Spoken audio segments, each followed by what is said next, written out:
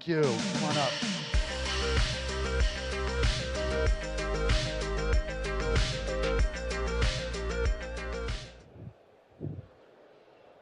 Uh, 大家好，很高兴，我是来自运满满的王东，很高兴在这儿跟大家分享一下运满满这家公司以及我们在智能卡车和智能道路上面目前在做的一些事情。OK， 首先介绍一下运满满。运满满呢，在中文里面呢有非常好的两个意思。第一个意思呢是帮助这个卡车第一个意思是卡车能够总是满载运行，从来不空驶。另外一个意思呢是指卡车司机总是可以很幸运，能够挣到钱并且安全。那实际上运满满提供的是一个运力调度的服务。那货主就是发货的人，可以在平台上高效、安全、低成本的发出货物。然后司机呢可以在平台上非常简单、非常容易的找到货物，然后呢，平台通过调度引擎把司机跟货主连接在一起，以很高的效率做匹配。同时呢，平台还提供一系列的增值服务，比如说加油、保险、ETC、金融和车载的一些硬件设备。通过这些服务呢，进一步降低这个整个运输的成本，以及在运输中的安全，对于货和驾驶的司机进行安全上的保障。那这是运满满平台它主要的一个功能。经过呢4到5年的发展，现在运满满的平台呢，在中国是最大的一个公路运输的运力调度平台。在这个平台上覆盖了中国绝大多数的城市，包括300多个一线的城市。在平台上目前活跃着500万的卡车司机和100万的货主，每天在平台上会有700万的货物发送在平台上面，通过平台完成运力的调度和运输。这是非常大的一个行业，大概呢每年会产生1000亿美元的一个交易额在平台上。通过我们的智能调度的引擎，然后帮助从以前传统的人工的调度方式升级到这种通过系统、通过 AI 的方式去进行调度，然后对于燃油、对于碳排量都发生了很大的一个变化。这里边有2个重要的场景，一种场景是以前司机需要开车到一个物流园，在物流园里边，他可能要待2到3天，通过信息中介找到一票货。那司机开车到物流园可能是10公里到几十公里的这个路程。那这个路程其实是一个无效的一个行驶过程。然后另外一种情况是，司机可能是在物流园根本没有找到货，他需要空驶回到他出发的城市，那它是一个无效的返程。那通过我们的调度平台呢，可以让第一种的这种无效的这个行驶过程完全的取代掉，它直接从 APP 上就可以完成这个货的寻找过程。然后呢，通过我们调度的算法，可以大幅提升呢它空驶返回，可以大幅降低它空驶返回的这种概率。然后呢，通过缩短这2种无效的行驶，目前呢每年可以节约大概是10亿美元的一个燃油费用，大概有3300万吨的一个碳排放。同时呢，在平台上也沉淀出呢最大的公路物流的数据。通过这个数据呢，这个数据呢是包括车的数据、人的数据，就司机的数据，然后路的数据、行驶习惯的数据。通过这些大量的数据，我们可以帮助我们的业务更好地服务司机和货主，同时呢，也可以拓展我们新的业务。也通过这个数据呢，我们帮助行业和政府做一些治理性的工作。OK， 那回到我们的主题，就是我们在智能卡车、就自动行驶卡车以及智能道路上目前在做的一些工作。在这方面呢，我们主要有4个主要的方向。第一个方向是 L4级别的自动驾驶，第2个方向呢是编队行驶，第3个方向呢是定制化卡车。定制化卡车，我来解释一下。定制化卡车是指在卡车上安装上我们的 OBD 盒子，通过盒子来采集行驶的数据，通过通过采集，比如说 GPS 定位信息，采集发动机的扭矩信息，采集耗油的信息，然后帮助司机去更好的认识他的驾驶习惯，帮助司机可以更好、更安全的去进行行驶。那这个是我们定制卡车。另外还有一个是新能源卡车。那目前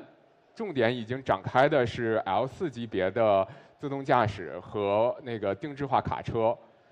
编队行驶和新能源目前正在研究中，项目也刚刚启动。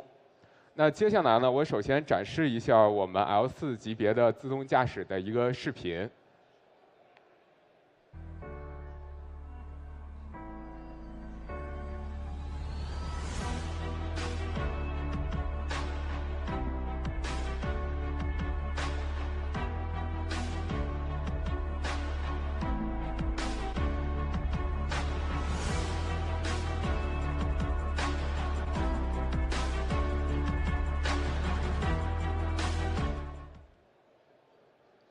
OK，这是一个在高速上行驶的一个测试，大家可能已经注意到了，这里边用的很多传感设备，包括单目摄像头、多目摄像头、激光雷达和毫米波雷达，所以我们采用的就是多传感器融合的这种技术，然后底层呢通过深度神经网络来去训练，然后去判断整个的道路，去感知道路的路线，以及障碍物和在行走的卡车，行走的其他车辆，对于其他车辆本身识别和车辆行动的轨迹做一个预判。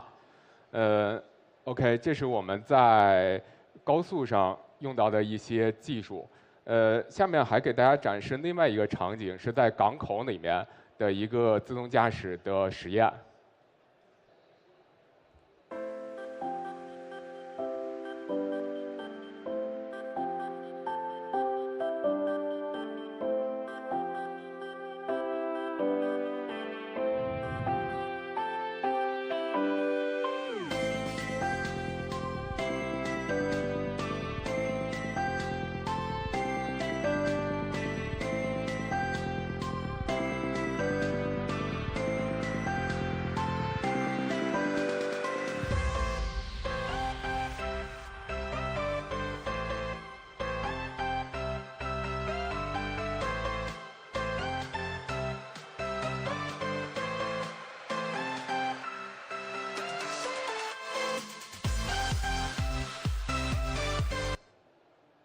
OK，大家可能注意到呢，在港口这个场景跟高速这个场景，我们对于传感器安装的位置会有一些不一样，因为两个场景的可能对于算法的需求是不一样的。在高速上呢，我们需要在它的顶部安装更多的传感器，那它可以安装更多的摄像头，它可以看得更远，保证我有足够的刹车距离。那在港口的场景呢，我们不但在上面安装了传感器，也在卡车的底下安装了传感器，可以让整个卡车的行驶路径精度更高一些，然后能识别更低的一些障碍物。这可能是两个场景的不同。OK，其实呢，我们不光是一家技术公司。我们还是一家运营公司，因为前面也介绍了，我们是在中国最大的一个运力调度平台。那我们在做无人驾驶上面，除了要把感知、决策、定位这些核心技术去把它去做得更成熟以外，我们还有自己作为运营厂商的一些优势。那首先呢，就是我们作为一个物流的运营厂商，智慧物流的运营厂商，我们在跟主机厂商。就卡车的制造厂商，还有高校、大学、跟政府之间本身就有很多的合作。那在无人驾驶这个场景下，我们跟卡车的厂商又有了深度的合作。另外就是在无人驾驶里面，芯片是重要的一个支撑力量，而且无人驾驶的芯片会比较特殊，它会跟自动驾驶有很多深度耦合，会把很多自动驾驶里面底层的模型。甚至是指令集会嵌入到芯片里面，所以我们跟现在最新的一些 AI 芯片也有一些广泛和深入的合作。另外一个我觉得是我们的优势的地方，是我们大概有5000辆自己运营的车辆，就是这些车是归我们所有。那我们可以在这些，除了我们在专门的试验车上，我们可以在这5000辆车上安装我们 L4的设备，但也许它不直接运行 L4的功能，因为它还不够成熟。但是呢，它可以去模拟运行，一边去用人去驾驶，一边是用机器去模拟运行，比两边可能是不同，然后去识别更多的 bad case， 去解决里面的模型的问题，去训练这套机器学习。OK， 然后另外一个呢是我们在刚才说在做的那个定制车。定制车呢，我们是跟主机厂商深度合作，然后呢通过合作的方式把这个车卖给更多的卡车司机。那每年可能会有上万台、数十万台的这种车卖出去。那这种车的好处，除了帮助司机可以去更好的去更省油的去开车，也能够沉淀出大量的数据。这个数据是一种驾驶习惯，就是在某一条特定的高速下，司机可能会怎么去开车。有的路可能司机因为它比较难，所以司机他会用比较保守的方式去开车。有的路可能比较好走，司机在这条路上他会开得比较快一些。那还有另外就是拉不同的货物的司机，他的驾驶习惯也会不同。那我们都会把这些的根据道路、根据司机的不同，把它变成一种大的规则和策略，用于我们无人驾驶的输入，更好的训练我们的模型。我觉得这个是我们作为运营厂商可以跟技术厂商同时一起把这个技术更快的应用到商业化的一些优势。目前我们的团队呢是在硅谷、北京和南京，在几个地方并行进行开发工作。那编队行驶呢，是我们刚刚正在准备进入的一个领域。因为我们觉得可能编队行驶来得更快一些，而且我们也发现呢，在自己的物流场景下有一些明确的用途，比如说在夜晚的时候，在中国夜晚的时候，高速上还是有很多大货车在运行，但是这时候的小轿车会非常少，所以整个编队的保持会变得比较简单。同时呢，在夜晚行驶的安全呢，对于司机的要求又非常高，很容易产生司机的疲劳。所以这时候把它们作为编队行驶的情况下，很容易产生商业价值。那在编队行驶的情况下呢，尤其会把第2辆车、第3辆车的这个燃油消耗降低，可能降低到5到10个点。那我们在编队行驶上这个研究上面可能会不简简单单的是一个车和车之间的通信，完成这个编队行驶，可能也会在这个编队行驶里面尝试各种 V2X 的技术，因为在中国目前5G 正在一个拓展和实验的过程中，我们在利用5G 技术呢，可以不但完成车之间的通信，主要还是用车自身的这个通信来保障，但车跟其他物体，比如说跟道路上的一些告警设施，比如跟其他的非我们的车辆之间的通信可能会用到5G 技术。那这里边，比如说我们在路边有一些道路的智能设施，它可以告诉这边的限速限行。那通过这个可以直接控制车辆，去保证安全。另外呢，可以如果在指定道路里边只允许具有车联网 C2X 车功能的车加入的话，那这些车之间可以第一时间知道其他车的一个刹车和变向的情况，让这个本身的驾驶提供很多辅助支撑的决策的功能。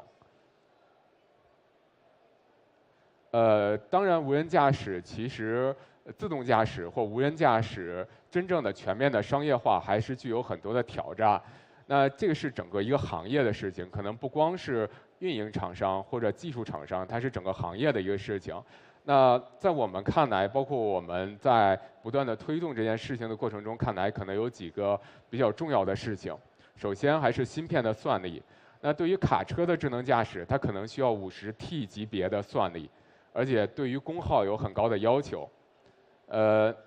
所以呢，就是芯片的算力会是一个当前最紧迫的对于无人驾驶影响的关键点。另外就是传感器这些 sensor 在不同的比如说Camry 在不同的天气的情况下，是不是都可以完全的成像，让你的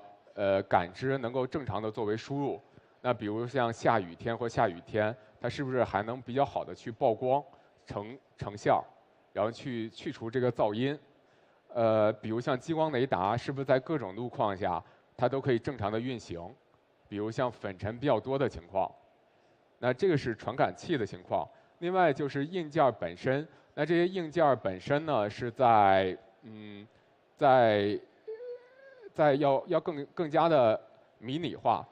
现在我们都是把它装在车的外部，它可能真正的要 OEM 到车的内部，同时呢，它要符合车规级的标准。这个车规级的标准意味着这个硬件要经过大量的测试，保证它的工业标准不会在行驶的过程中，比如说跑了几万公里之后，忽然性的损坏。即使忽然性的损坏，也不会造成整车的一个故障。它要完成这种车规级的标准。同时呢，硬件成本呢，可能也随着时间需要降低它的成本。现在如果完整的装备一台无人驾驶的卡车，可能需要装备10万美元，大概这么个价格的一些硬件设备。那其实我们通过运营和测算，可能要下降到1万美元到5000美元，才可以更真正的把它商业化起来。对，还有软件的模型和算法，软件的模型和算法的准确度，然后包括模型的训练的数据的数量，然后还需要大幅的提升。那包括这几方面，整个连成的系统的鲁棒性，在各种特殊情况下，各种 corner case 情况下，它可以正常的运转。那所以呢，整个无人驾驶，包括在卡车这个场景下，我们觉得还是有很大的挑战的。虽然在卡车的场景下，它比城市的场景会简单很多。那我们在封闭的物流园里面，它是低速的，而且有没有特别多的障碍物和特别多的意外情况，它会简单很多。但是还是需要解决这些硬件上的、车规上的、确定性上的问题。但是我们非常欣喜地发现，整个行业都在快速的发展，比如芯片在快速的迭代，在快速的做适应 AI 的芯片，也在不断的把一些算法集成到芯片里面。那所以我们相信呢，这些问题呢会在未来的一段时间内，很快的速度去把它解决掉。最后呢，其实想说的就是在智慧物流这个领域里边，无人驾驶呢可能只是一部分，尤其是在无人驾驶没有来之前，其实包括智能化的驾驶，包括智能化的道路和智能化的仓库，都是很好的应用场景。通过 AI 技术，尤其是机器视觉跟这个 IoT 的结合，那我们可以应用在很多场景上。比如说是在目前卡车驾驶的时候，通过内置的摄像头帮助司机去检查他是不是疲劳驾驶。如果疲劳驾驶，我们就把它做报警。这么着呢，可以很大程度上提升这个司机驾驶的安全性。同样，这个可以在路况上我们去应用，在那物流园上去运用，在物流园上可以去判断当前通过摄像头去判断当前是不是有没有安全性的问题。除了机器视觉的内用以外，我们觉得就是深度学习和自然语言处理也会广泛应用在我们的调度引擎和我们的 APP 上。那比如在调度引擎上面，那我们可能进一步使用深度学习。然后呢，目前司机呢可以快速在平台上找见他要拿的货。我们希望未来呢，这个司机可以在平台上可以直接规划出他未来几天或者几周要运输的货物。把这个调度行为变成由一个瞬间的变成一个连续的计划性的行为，让这个司机的整体的运转效率变得更高。另外一方面呢，就是在 APP 上面，APP 上面现在普遍开始增加了语音输入的功能。那对于我们这个场景，其实语音输入也非常重要。目前呢，很多司机跟货主的沟通呢，还是通过电话来沟通。那通过电话沟通呢，司机还需要把这些信息记在本子上面，通过笔记录下来。那这个是一个很长并且很低效的过程。那如果通过语音去完成发货，那货主呢可能是只需要把自己想说的东西说出来，然后呢，通过自然语言处理，把这个变成一个模板化的、结构化的信息，很完整的呈现到司机这边。那司机就可以很清晰的知道他要做的事情，他要拿的货物，而且呢，他随时打开 app 都可以看到这个信息。同时呢，这个语音输入呢也会升级成为一种智能客服，帮助这个司机或者货主更多的解决问题。他随时有自己的各种想法的时候，都可以咨询这个语音客服，因为这个语音客服背后的数据更了解这个司机和货主，了解他每天的行驶习惯，了解他可能愿意发什么样货，他愿意接什么样的货。最后呢，就是让这个公路物流更加美好，这是我们的使命。然后呢，我们也会不断的努力，让公路物流更加智慧、更加智能。好，感谢大家，谢谢大家。